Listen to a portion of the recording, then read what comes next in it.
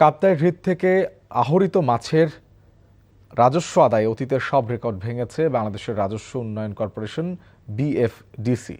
৯ মাসে কাপ্তাই হ্রদ থেকে ১০,০০০ মেট্রিক টন মাছ বিএফডিসি ঘাটে বিক্রির পর সরকারি কোষাগারে জমা পড়েছে ২২ কোটি টাকা, যা আগের বছরের তুলনায় ৪ কোটি টাকা বেশি। রাঙামাটি থেকে ফজলে এলাহির পাঠানো রিপোর্টে বিস্তারিত।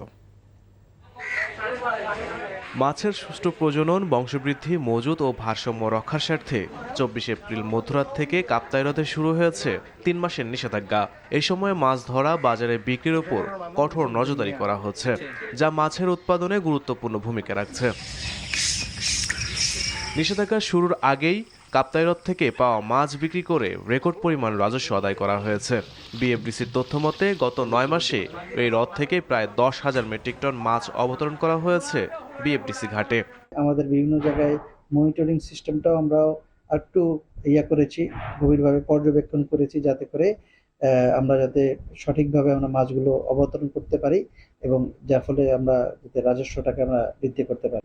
এদিকে সরকারের রাজস্ব বাড়লেও পরিবর্তন হচ্ছে না শ্রমিকের জীবনমান। নিষেধাজ্ঞাকালীন সময়ে শ্রমিকদের বিকল্প কর্মসংস্থানের ব্যবস্থা সহ অবৈধ মাছ শিকারীদের বিরুদ্ধে ব্যবস্থা নেয়ার দাবি শ্রমিক ও ব্যবসায়ীদের। আমাদের একমাত্র দাবি হলো যাতে লুইকটা সুষ্ঠুভাবে পাহারা দেয় বিএফডিসি, কারণ বর্তমান যে পাহারা দিচ্ছিল গতবারে অনেক মাছ পাচার হয়েছে। বিএফডিসি নিজে জানে, ওরা ধরছে, ওরা নিলাম দিছে।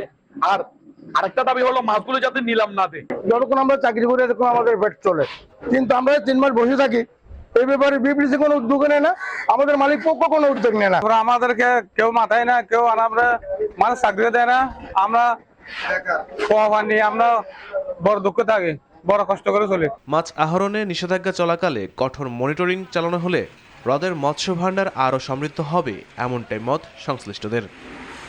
NTV news desk.